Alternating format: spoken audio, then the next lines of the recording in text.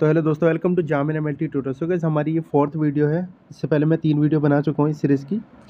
तो जो third video में मैंने बताया था आपको, ब्लड बैंक के 20 मोस्ट इंपॉर्टेंट प्रीवियस ईयर के क्वेश्चन कराए थे। अब इसमें भी मैं 20 मोस्ट इंपॉर्टेंट प्रीवियस ईयर के क्वेश्चन कराने वाला हूँ ब्लड बैंकिंग के, विद एक्सप्लेनेशन। तो यार, सबसे पहले हमारा जो क्वेश्चन है, all of the following are considered naturally occurring antibodies except. मतलब नीचे दी हुई सभी एंटीबॉडीज़ को नेचुरली एंटीबॉडी कंसिडर किया जाता है, एक को छोड़ के। तो उसको एक को पता लगाना है हमें। तो option A anti A, option B anti B, option C anti D and option D है एंटी एच। तो यार, इसका जो सही आंसर है वो है एंटी डी। जो एंटी डी एंटीबॉडी होती है ये नेचुरली अकरिंग नहीं होती। ओके गाइज, तो अब हम इसकी एक्सप्लेनेशन देखते हैं। Anti D antibodies are not naturally occurring, ये नेचुरली अकरिंग नहीं होती। They develop after exposure to D antigen. जब डी एंटीजन से एक्सपोजर होता है, जब डेवलप होती है। आर एच फैक्टर भी इसको बोलते हैं हम। सच एज प्रेगनेंसी और ट्रांसफ्यूज़न, प्रेगनेंसी के दौरान या ट्रांसफ्यूज़न के दौरान, जिसको हम एरिथ्रोब्लास्टोसिस फीटलिस वगैरह ये, या एचडीएन हीमोलिटिक डिजीज़ ऑफ न्यूबॉर्न, इनमें भी ये कंडीशन देखने को मिल सकती है। इसके बाद हम सेकंड क्वेश्चन देखते हैं। Which of the following is considered a universal plasma donor. मतलब नीचे दिए ऑप्शन में से कौन सा ऐसा है जिसको यूनिवर्सल प्लाज्मा डोनर कहा जाता है। तो option A B positive, option B O positive, option C A B negative and option D है यहाँ पे ओ नेगेटिव। तो यार, इसका जो सही आंसर है ना वो है ऑप्शन सी हमारा। जो ए बी नेगेटिव होता है ना उसको यूनिवर्सल प्लाज्मा डोनर कहा जाता है। इसकी एक्सप्लेनेशन देखते हैं क्यों कहा जाता है।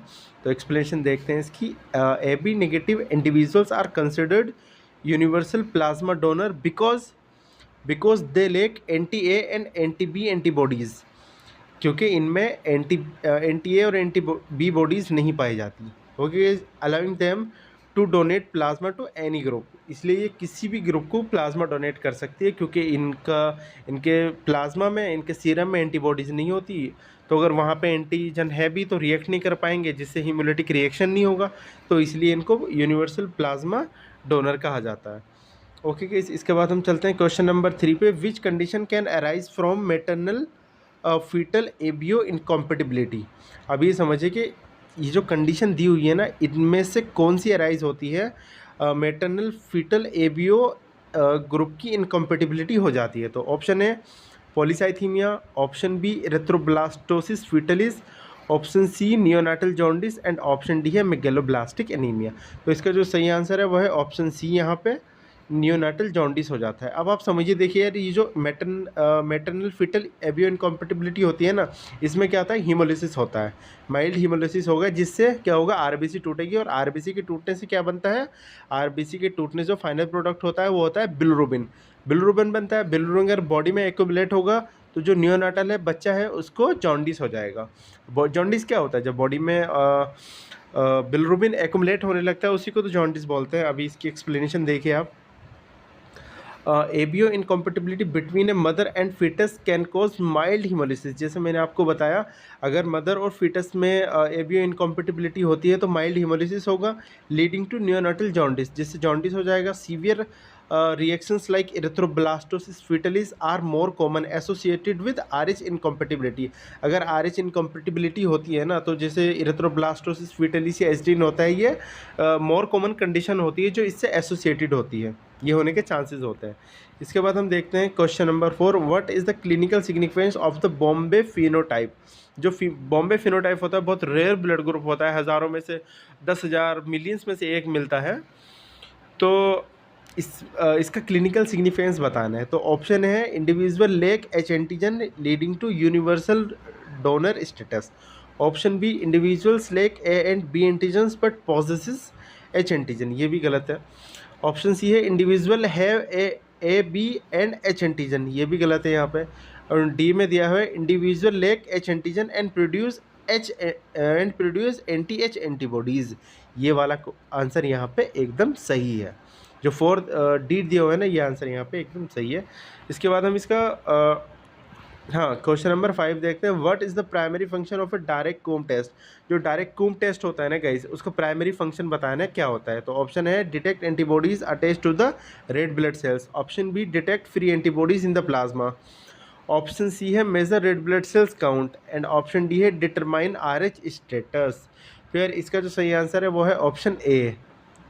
ऑप्शन ए, क्योंकि डायरेक्ट कूम टेस्ट क्या करता है, जो RBC से अटैच एंटीबॉडीज़ होती है ना उसको फाइंड आउट करता है, उसका पता लगाता है। इसके बाद हम चलते हैं क्वेश्चन नंबर 6 पे। What is the minimum interval between blood donations for a healthy donor. For example आप एक हेल्दी डोनर हो, तो अगर आपने अभी ब्लड दिया है, आज ही ब्लड दिया है, तो आपको नेक्स्ट ब्लड कब देना होगा, मतलब कितने टाइम इंटरवल बाद दे सकते हैं, तो यही पूछा है।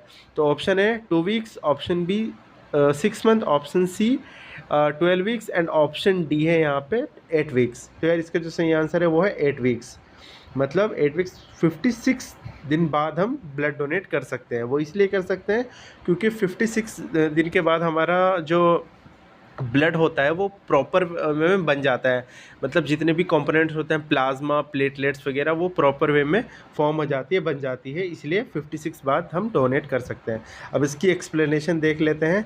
ए healthy donor must wait at least 8 weeks 56 days between whole blood donation, मतलब 56 डेज तक उसे वेट करना होगा to allow the body to recover and produce new cells. इससे क्या होता है, 56 डेज में हमारी बॉडी रिकवर कर लेती है और न्यू सेल्स को प्रोड्यूस करती है।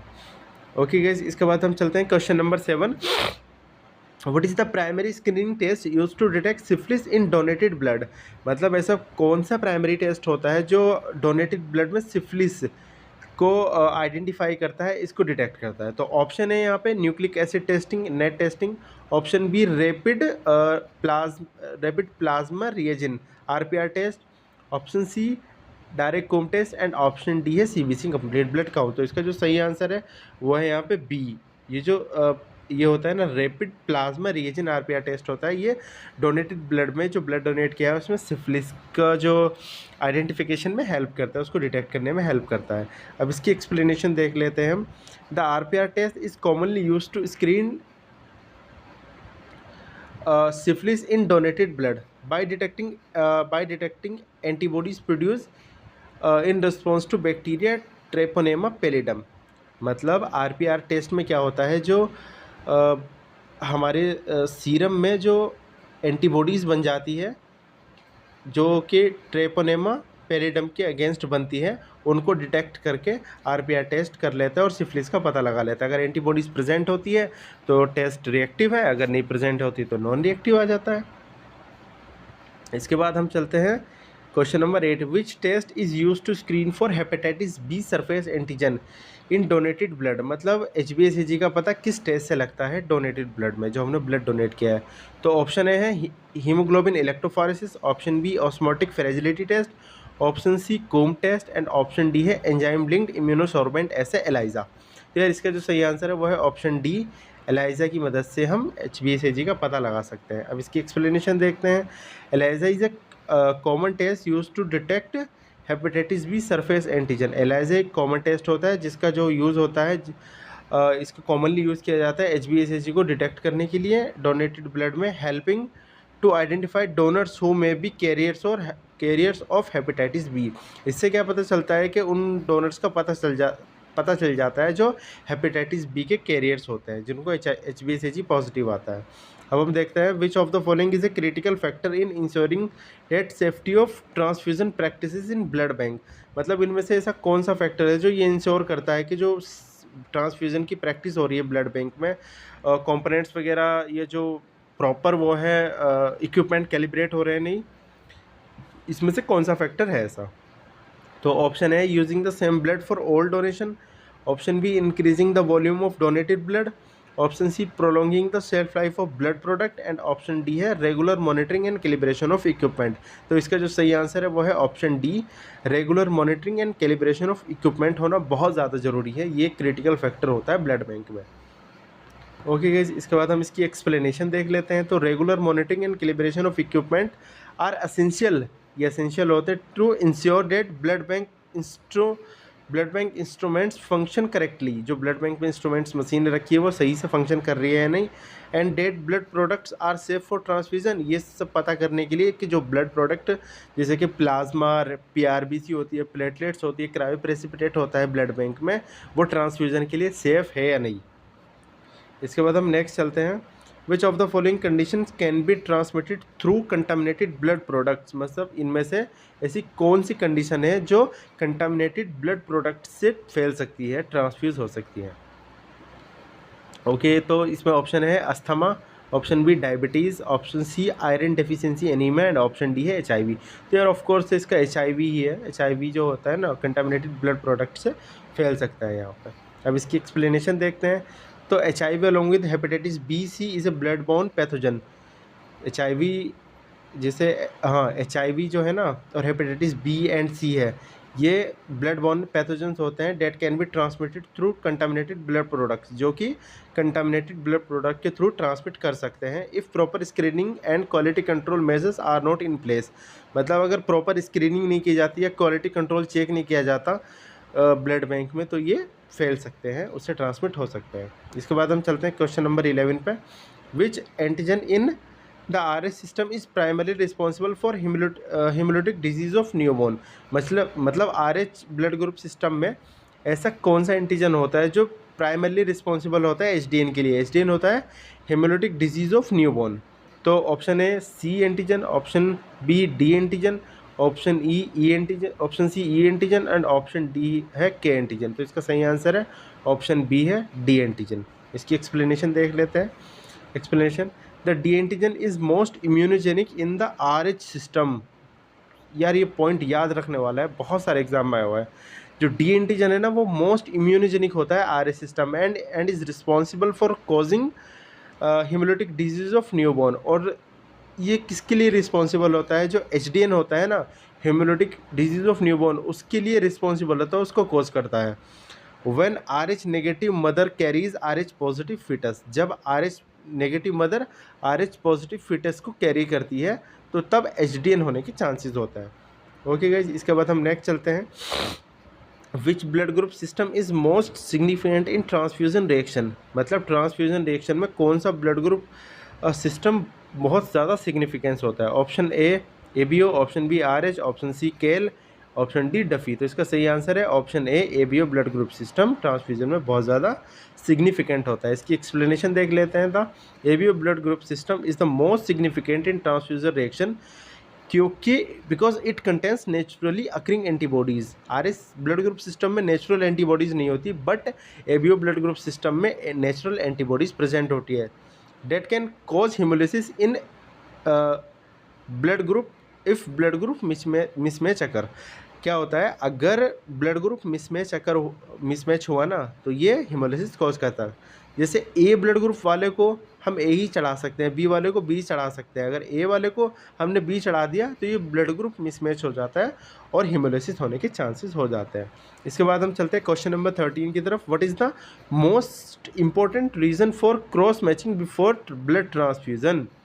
मतलब मोस्ट इम्पोर्टेंट रीज़न क्या होता है क्रॉस मैचिंग का जब हम ब्लड ट्रांसफ्यूजन करने जाते हैं? उससे पहले फाइनल चेक होता है जो ये होता है क्रॉस मैच। तो ऑप्शन है to check for blood borne infection, option B to ensure ABO and RH compatibility, option C to measure hemoglobin levels and option D है टू डिटरमाइन ब्लड ग्रुप। ये तो बिल्कुल नहीं है, तो ऑप्शन बी इसका सही है, to ensure ABO and RH compatibility। मतलब जो ABO है और RH compatibility को इंश्योर करने के लिए, उसे देखने के लिए कि जैसे हम मेजर क्रॉस मैच करते हैं, मोस्टली हम मेजर क्रॉस मैच करते हैं जिसमें हम क्या करते हैं कि जो डोनर होता है उसकी RBCs लेते हैं और जो रेसिपिएंट होता है उसका प्लाज्मा लेके दोनों को हम क्रॉस मैच करके देखते हैं। अगर क्रॉस मैच सही आया तो हम चढ़ा सकते हैं, अदरवाइज़ हम नहीं चढ़ा सकते। इसकी एक्सप्लेनेशन देखते हैं। Cross match is done to ensure ABO and RH compatibility between donor and recipient, जैसे मैंने आपको बताया, preventing immune reactions like hemolysis. इसके बाद हम नेक्स्ट चलते हैं question number 14। Which antibodies are naturally present in the plasma of a person with blood group B। मतलब ब्लड ग्रुप, एक पर्सन है इसका ब्लड ग्रुप B है, तो उसके प्लाज्मा में कौन सी नेचुरली एंटीबॉडीज़ प्रेजेंट होगी? तो ऑप्शन है NTA, option B NTB, option C NTA and NTB and option D no antibodies. तो इसका सही आंसर है, बहुत ईजी है, ऑप्शन A है A एंटीबॉडीज़। अगर देखो B ब्लड ग्रुप है ना किसी पर्सन का तो उसमें A एंटीबॉडी होगी, अगर A ब्लड ग्रुप है तो उसमें B एंटीबॉडीज होगी। क्योंकि करस्पॉन्डिंग एंटीबॉडीज़ होती है। जैसे ओ है, ओ में एंटीजन नहीं होता, लेकिन एंटी ए और एंटी बी दोनों प्रेजेंट होती है, तो करस्पॉन्डिंग एंटीबॉडीज़ यहाँ पे प्रेजेंट होती है। तो एक्सप्लेनेशन देख लेते हैं। Individual with blood group B have B antigen on red blood cell, जैसे मैंने आपको बताया, and anti A antibodies is present in the plasma. इसके बाद हम नेक्स्ट चलते हैं। Which blood group combination could lead to haemolytic disease of newborn, ऐसा कौन सा ब्लड ग्रुप है का कॉम्बिनेशन है जिसकी वजह से अगर वो दोनों अकर हुआ तो एचडीएन हो सकता है, हीमोलिटिक डिजीज ऑफ न्यूबॉर्न हो सकती है। तो ऑप्शन ए है B positive mother and B negative fetus, option B R H positive mother and R H negative fetus, option C ABO compatible mother and fetus, option D है R H negative mother and R H positive fetus. तो इसका सही answer है option D. अगर mother R H negative हुई और जो foetus है मदर के वॉम में जो पल रहा है वो फीटस अगर वो आर एच पॉजिटिव हुआ तो इससे क्या होगा, एचडीएन होने के चांसेस हो गए, हीमोलिटिक डिजीज ऑफ न्यूबॉर्न। इसके बाद हम नेक्स्ट चलते हैं। Which of the following best describe the clinical use of indirect Coombs test, मतलब इनडायरेक्ट कोम टेस्ट का क्लिनिकल सिग्निफिकेंस क्या होता है, यही पूछा है यहाँ पे। तो ऑप्शन ए है identifies antibodies bound to the red blood cells, ये तो बिल्कुल नहीं है। ऑप्शन बी है detect free antibodies in the plasma, ये भी नहीं है। ऑप्शन यही है यहाँ पे। और ऑप्शन मैं आपको बता देता हूँ, ऑप्शन सी है measures haemoglobin concentration, and option D है डिटेक्ट वायरल इन्फेक्शन। तो इसका जो सही आंसर है वो है option B, detect free antibodies in the plasma, plasma में फ्री एंटीबॉडीज़ को डिटेक्ट करती है। इसकी एक्सप्लेनेशन देख लेते हैं। The indirect Coombs test is use to detect free antibodies in the plasma, जो इनडायरेक्ट कोम टेस्ट होता है वो प्लाज्मा में फ्री एंटीबॉडीज़ को डिटेक्ट करता है। इसके बाद हम नेक्स्ट देखते हैं, all of the following are types of blood group antigen except, मतलब हमें बताना है कि यहाँ पे 3 जो है ना वो ब्लड ग्रुप एंटीजन्स है, एक नहीं है, तो उसको पहचानना है यहाँ पे। तो option A ABO antigen, option B R H antigen, option C HLA antigen and option D है platelet antigen.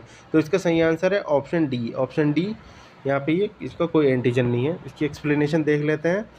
ABO and R H antigen are found on the surface of red blood cells, ये red blood cell की surface पे पाया जाता है। While HLA antigen are involve in tissue incompatibility में involve होता है। Platelet antigen are not a part of blood group system. Okay guys, इसके बाद हम चलते हैं क्वेश्चन नंबर 18 पे। Which of the following blood group antigen is most immunogenic, मतलब कौन सा blood group antigen most immunogenic होता है। Option A Duffy, option B Kell, option D Kidd and option D है आरएसडी। तो इसका सही आंसर है option D, RSD most immunogenetic होता है, जैसे मैंने आपको अभी बताया। तो एक्सप्लेनेशन देख लेते हैं। The RSD antigen is most immunogenic of the RH blood group antigen, ये सबसे ज़्यादा वो होता है। And exposure to R H positive blood in R H negative individual अगर ये होता है तो can lead to production of anti D antibodies, उसमें क्या होता है, एंटी डी एंटीबॉडीज़ प्रोड्यूस हो जाती है। इसके बाद क्वेश्चन नंबर 19 है। Which blood component is most commonly transfuse in patient with severe anaemia, अगर किसी पेशेंट को सीवियर एनीमिया है तो उसमें कौन सा कंपोनेंट हम उसको चढ़ाएंगे, ट्रांसफ्यूज करेंगे। ऑप्शन है fresh frozen plasma, option B packed red blood cells, option C platelets and option D है क्रायोप्रेसिपिटेट। तो इसका सही आंसर है option B packed red blood cells. इसकी एक्सप्लेनेशन देख लेते हैं। Packed red blood cells are most commonly transfuse to treat anaemia, packed red blood cell क्या होती है, एनीमिया को ट्रीट करने के लिए चढ़ाई जाती है, ट्रांसफ्यूज की जाती है, because they provide a concentrated source of haemoglobin, क्योंकि इसमें हीमोग्लोबिन होता है। हीमोग्लोबिन से क्या होगा, ऑक्सीजन डिलीवरी इंप्रूव होगी टिश्यू के लिए। इसके बाद 20 क्वेश्चन और लास्ट क्वेश्चन है। विच of the following is true regarding the preparation of packed red blood sales, मतलब जब पैक्ड रेड ब्लड सेल्स बनती है उसके जो बनने की प्रोसेस में इसमें कौन सा जो वो है आंसर सही है। तो हमें बताना है। ऑप्शन है they are stored at room temperature, गलत है ये भी। ऑप्शन बी है they contain all blood components including plasma, they have a shelf life of 1 week, ये भी गलत है। ये लास्ट वाला सही है। They are separated from whole blood by centrifugation, centrifuge करके इसको अलग कर लिया जाता है, 10 मिनट के लिए करते हैं 3400 आरपीएम पे हम। इसके बाद हम इसकी एक्सप्लेनेशन देख लेते हैं। तो packed red blood cells are prepared by centrifuging whole blood to remove plasma and other components resulting in a concentrated red blood cells product for transfusion. देखो अब मैं आपको बताता हूँ क्या होता है। हमारे पास क्रायोसेंट्रीफ्यूज होता है। अब हम क्या करते हैं, क्रायोसेंट्रीफ्यूज में होल ब्लड को रखते हैं, होल ब्लड को हम बैलेंस करके रख देते हैं और 10 मिनट के लिए ना उसमें 3400 आरपीएम पे 10 मिनट के लिए 3400 आरपीएम पे हम उसको स्पिन करा देते हैं और ये बन जाता है। तो यार ये थी हमारी वीडियो। अगर आपको हमारी वीडियो अच्छी लगी तो आप कमेंट करके बता सकते हैं। मिलता है नेक्स्ट वीडियो में, जब तक के लिए गुड बाय।